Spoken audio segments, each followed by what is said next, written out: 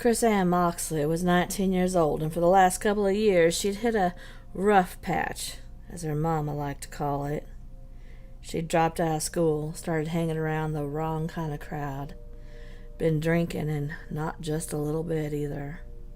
Her daddy said she'd been acting crazier than a wet cat. And it was true. She'd written it off as teenage stuff until the night she got arrested for a hit-and-run accident. The mama in the car had been hurt real bad, and when she was sentenced to house arrest, her lawyer told her that she should get on her knees and thank her lucky stars, and that he didn't want to hear her name come up again. Chrisanne Moxley was not the kind of girl who was easily tamed. She had a wild spirit, and yeah, it might not have been used in a useful way, she'd admit that, but she was never going to be a house cat either. She knew she had to find where responsibility and creativity could meet in the middle, and that's why she got her GED and started attending an online film school. She was on house arrest after all, and she figured that it might do her some good to make some use of the time. Her parents seemed to be proud of her for choosing this direction. In all honesty, they probably would have been proud of most anything she'd chosen to do, as long as it kept her walking a straight line and kept her out of trouble. She was assigned a group assignment that required 4 students to work together on creating a storyline for a short film that another group would film and another edit, and so on and so on. And her group was Alicia. She had a pixie cut, freckles on her nose, brown eyes, and round glasses. Then there was Franny, who was tall and blonde. She had a large nose, sharp features, but a mouth like a rosebud. Next was a guy who introduced himself as Seven. He said that had been his nickname since birth, that his parents had had 6 children called it quits, but the Lord or the universe or just plain pure luck had something else in store for them, and along he came, pulling up the rear. 7 years younger than the next child, and 18 years apart from the oldest, the siblings all called him Seven, and that was that. The group became quick friends. Alicia was quick-witted, and Franny was slow to catch on, which made her a fine target for being teased by Chrisanne, and Seven was the introspective, brilliant one who was bound to be the Kubrick of the group.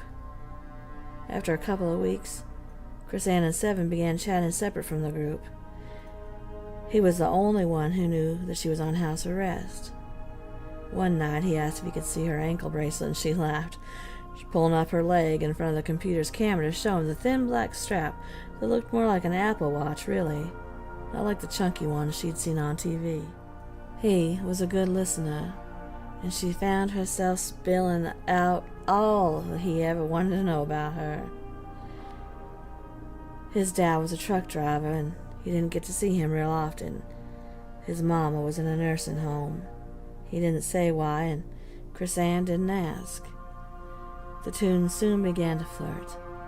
He had brown hair, cut high and tight like her daddy's, full lips, a little beard growth, almost always wore a hoodie.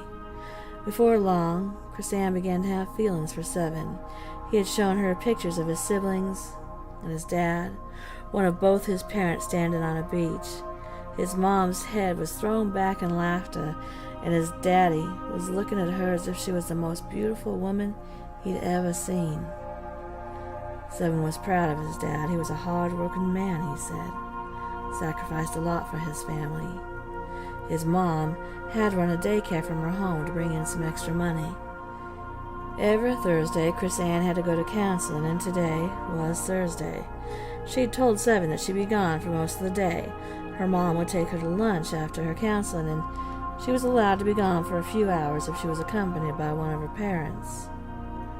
When they returned home, there was a box sitting at their front door. It had Chrisanne's name written on it, and Love 7 written underneath. She opened the box, and it was a plush white teddy bear. The gesture was so sweet. The card read, "Hold my hand when you're lonely." Chrisanne ran up to her room, placed the bear on her pillow, and got onto her computer. Seven noticed the bear in the background right away. "You got it," he exclaimed, and she thanked him profusely. It hadn't even crossed her mind that she'd never given him her address. Her feelings for Seven began to increase, and he told her that he was feeling the same way. The difficult part was, obviously, that she was under house arrest. They couldn't go on actual dates, but they did find fun things like they'd make blue box macaroni and cheese and drink Dr. Pepper from wine glasses while on the computer, and she was so grateful that she'd found someone who could look past her past and what she'd been arrested for. Late into the night on December 12th, she was complaining to her daddy about how she felt that her sentence was just way too long, and that she wished the family hadn't pressed so hard for her to serve maximum time. Her father reminded her that she was lucky that she wasn't in prison, and to grow up and take responsibility. You're not the victim here, Chrisanne.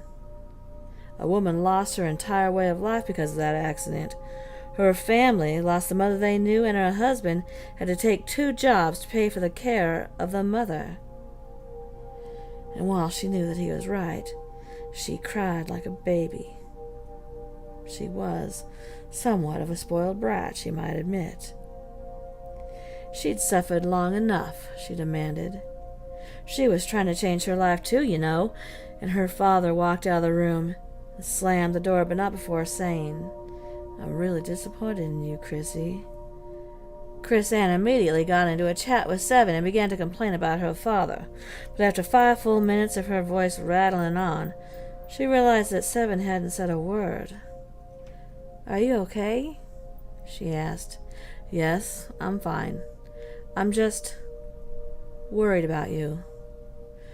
For a split second, Chrisanne thought the word worry didn't seem like quite the right response, but before she could think it through, her screen went black. "Damn it," she declared, as she tried to restart the thing. Nothing worked, not even pressing the power button. Then it popped back up, and on her screen was someone wearing a rabbit costume. It was tall, furry, wearing a blue vest. Its eyes were wide and happy. There was a white background, and the bunny did a little jig to some eerie music. Chrisanne couldn't take her eyes off this visual for some reason. Then she suddenly heard voices. "Bunny, bunny, bunny." They were chanting. They were adult voices. A message popped up on Chrissy's screen that read, "Paid in full." She didn't really pay much attention to it as she clicked out of it, but as soon as she realized that she could click out, she tried to exit the page, and that's when the rabbit began to talk. "Welcome to the bedroom." What? Thought Chrisanne. What in the hell is this? "I'm your host for tonight's festivities." And someone rolled in an ancient TV and placed it next to the rabbit. There she was. Her back, anyway. She was facing her computer. She turned and saw the stuffed bunny that Seven had given her. Its eyes black, with a red dot in the middle. She swung her chair back around to look at the screen. "My name is Jack Scratch." Someone threw him a cane, and he began swinging it around, and the crowd became louder and louder. "Jack Scratch, watch your back.